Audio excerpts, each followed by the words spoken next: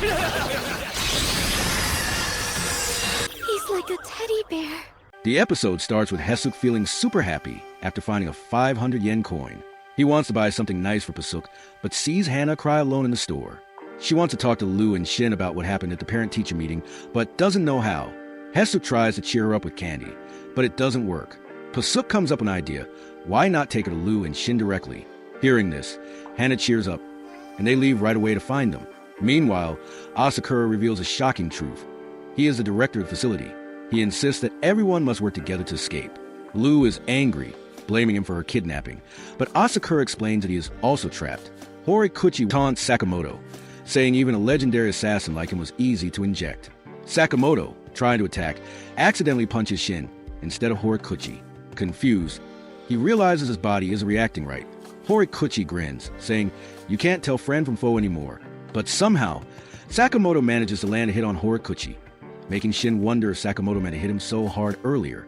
Asakura explains why he was in prison. He refused to help with the research. Lu laughs at how extreme the punishment was, but then gets angry. "If you had mistaken me for Shin, I wouldn't be here."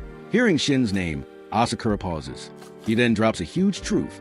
Shin's psychic powers weren't natural. They came from his research. Asakura shares the past. Shin was left with him by a colleague who disappeared.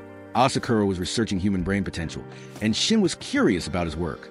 One night, Shin accidentally drank an experimental liquid. At first, nothing happened, but later, while bathing, Asakura noticed Shin could read minds. Shin had fun at first, but people started avoiding him. Asakura tried to make an antidote, but Shin refused, proud of his power. One day, Shin ran away and Asakura blamed himself. Hearing this, Lu reassures him. Shin never hated him. She explains how Shin's powers help him communicate with Sakamoto and that their fight could still be settled before the day ended. Realizing his mistake, Asakura quickly unlocks the door with a chemical. Lu is shocked and asks why he never escaped before. He replies that he didn't want to be forced into working for them. Without waiting, Lu knocks out a guard and says, "Let's go find Shin." Meanwhile, Sakamoto's punches keep missing because Horikuchi is controlling the effects remotely. Then, Horikuchi injects himself again, making him stronger and faster. He attacks Shin from behind, then freezes Sakamoto in place. Shin gets up, but Horikuchi mocks him. "Reading my mind won't help. Your body is too slow." This angers Shin, but just then, Sakamoto steps in and says, Shin's powers aren't useless. Horikuchi smirks and injects himself with multiple boosters, making his body grow huge. Shin, nervous, asks Sakamoto for a plan. Sakamoto simply replies, "We do what we always do." Shin then turns his back on Horikuchi, making himself an easy target. Horikuchi charged at Sakamoto, but Sakamoto landed powerful punches, using a strategy where Shin dodged at the right moments, making Horikuchi take every hit. Their teamwork overwhelmed him, and he was quickly defeated. After the fight, Ishikawa and the others apologized for leaving Shin alone. Shin assured them he was fine, and enjoyed working at Sakamoto's shop. Shin asked about the order, and Sakamoto explained that its members were the strongest in their fields. Realizing how far he still had to go, Shin felt discouraged. Just then, Sakamoto accidentally stepped on a trap and fell. Meanwhile, Kashima monitored the situation, trusting his men, Tameo and Oni Kahara. However, instead of troublemakers, they faced Shishiba and Osaraji, who were there to shut down illegal weapons production. Tameo and Oni Kahara tried to fight back, but Osaraji took them down instantly. Shishiba calmly stepped aside to avoid the blood, while Osaraji pointed out his clothes were already stained.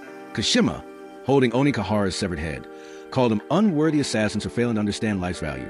Osaraji found this ironic, since Kashima had killed many people. He revealed he only followed his master's orders and exposed his modified body. Shishiba called him a hypocrite and vowed to kill Kashima's master. Kashima attacked, injuring Shishiba. Shishiba fought back, twisting Kashima's neck, but Kashima stood up again, revealing his tough exoskeleton. Osaraji watched, comparing Sakamoto and Shishiba to teddy bears. Kashima recognized Sakamoto and pulled a hidden gun from his mouth.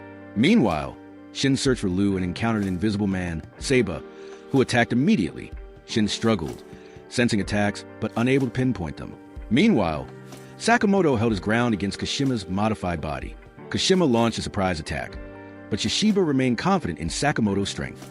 Shin's fight became harder, and Seiba eventually stabbed him. Acting quickly, Shin smeared his own blood onto Seiba. Thinking he had won, Seiba let his guard down until 2 bullets struck him.